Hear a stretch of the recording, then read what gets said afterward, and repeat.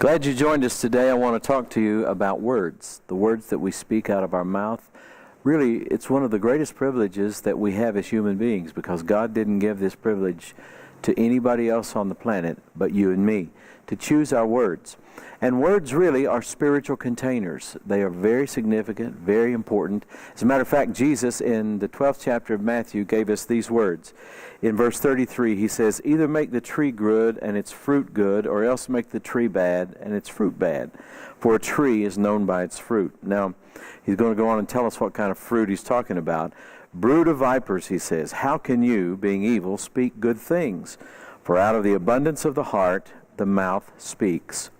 A good man out of the good treasure of his heart brings forth good things. And an evil man out of the evil treasure brings forth evil things." And he's not finished yet. He goes on to say, "But I say to you that for every idle word," or every non-working, non-productive word men may speak, "they will give account of it in the day of judgment." And here's the clincher, verse 37 of Matthew chapter 12. "For by your words you will be justified," or found not guilty, "and by your words you will be condemned," or judged. So words become some of the most important things that we ever deal with. And it's so easy to talk. You know, it's so easy to say words. It's so easy to get carried away and say things we shouldn't say and talk about things or people that we shouldn't talk about. But really, when you think about it, you want to make sure that your words, the things you're speaking out of your mouth, are lining up with what God is saying, because then they're not idle. Then they're not non-working or non-productive. And then they bring us to a place of justification, not a place of condemnation. Words, I like to say it this way, are the currency of the spiritual dimension. They're containers of power, and they affect, whether positive or negatively, they affect the natural world we live in, and they affect us. They will affect our bodies, they'll affect our relationships, they will affect the people around us. Words created all natural things, so words will control, or they have the ability, when properly used, to change natural things. And that's why Jesus, in Mark chapter 11 and verse 23, taught us that we are to speak to the mountains of life. Speak to them. He didn't say talk about them. He said speak to them. This is very important stuff.